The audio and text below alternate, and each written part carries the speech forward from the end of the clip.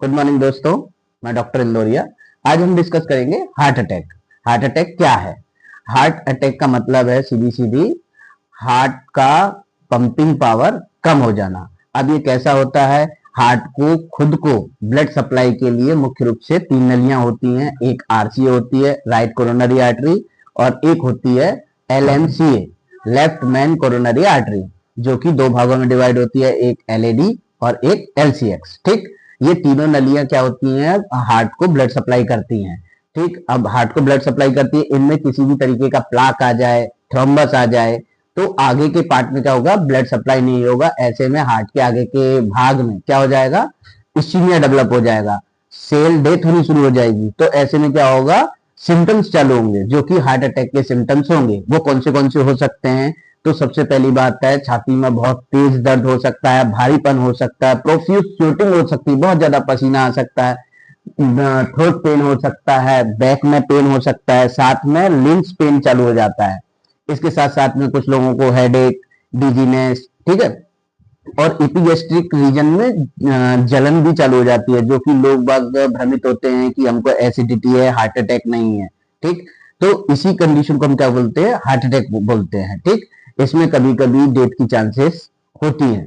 ठीक, अब कैसे पता करें हार्ट अटैक है हमको? ऐसे में कैसे पता चले? ठीक, तो ऐसे में क्या करना है, आप नियर बाय आप अपने क्लिनिक या हॉस्पिटल या किसी डॉक्टर को तुरंत जाके दिखाएं। वो आपसे कुछ जांचें करवाएंगे, जैसे कि पहला ईसीजी। ठीक, ईसीजी इनिशियल स्टेज का एक इन्वेस्टिगेशन होता है, जिसमें एक हार्ट की पट्टी निकाली जाती है, जिसमें कि कुछ उतार चढ़ाव, एसटी एलिवेशन और डिप्रेशन होते हैं, जिससे कि हमको पता चलता है कि हमको अटैक है या नहीं है। दूसरा होता है आपका ईसीजी के बाद दूसरा जो होता है ना, वो होता है कार्डियक मार्कर। कार्डियक मार्कर क्या होता है? एक तरीके के एंजाइम्स हैं, जो कि हार्ट मसल के खराब होने से या हार्ट मसल के नेक्रोसिस होने की वजह से या थ्रोम्बस आने की वजह से क्या होता है, ये एंजाइम्स ब्लड स्ट्रीम में क्या होते हैं? रिलीज होते हैं, जो कि जिनका स्तर ब्लड की जांच में बढ़ा हो सकता है, जैसे कि ट्रोपोनिन आई, और दूसरा होता है सीपीकेएमबी। ट्रोपोनिन हार्ट अटैक के 4 घंटे के बाद में क्या होता है? पॉजिटिव आ सकता है, और सीपीकेएमबी 24 घंटे के बाद में पॉजिटिव आता है। तीसरी चीज होती है 2D इको। 2D इको एक तरीके का सोनोग्राफी है, जिसको एक कार्डियोलॉजिस्ट, एक हृदय रोग तज्ञ क्या करता है? आपके हार्ट का सोनोग्राफी निकालता है, जिसमें हाइपोकानेजिया है कि नहीं, माइट्रल रिगर्जिटेशन है या स्टोनोसिस है, क्या है वो उसमें इको में पता चलता है।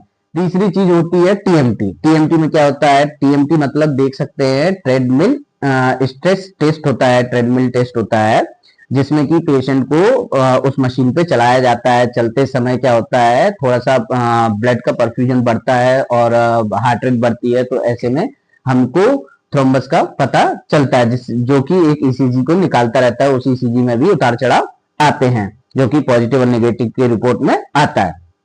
तीसरा चीज होता है लास्ट दोस्तों, वो होता है सीएजी, जिसको हम कोरोनरी एंजियोग्राफी बोलते हैं।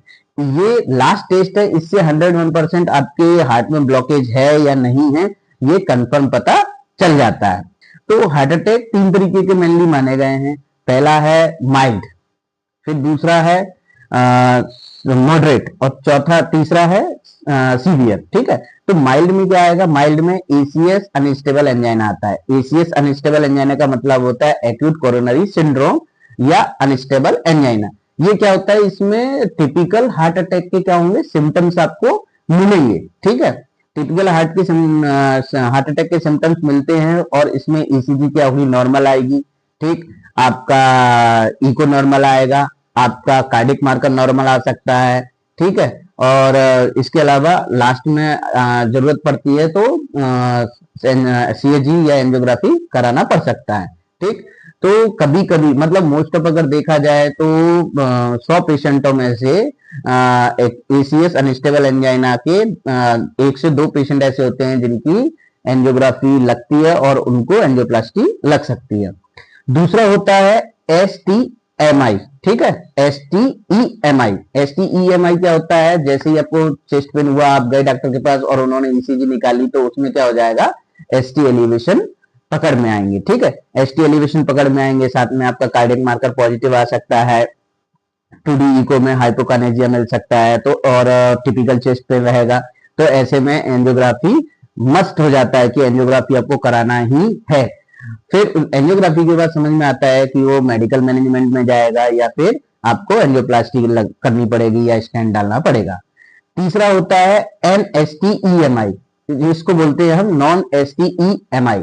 मतलब ऐसे में क्या हो जाएगा, इनिशियल जो ECG होगी उसमें ST एलिवेशन नहीं मिलेंगे पर कार्डिक मार्कर पॉजिटिव आते हैं। जब कार्डिक मार्कर पॉजिटिव आते हैं तो कहीं ना कहीं क्या होता है, कार्डिक एंजाइम जो ट्रोपोनिन और CPKMB है उनका स्तर ब्लड स्ट्रीम में क्या है, बढ़ा हुआ है।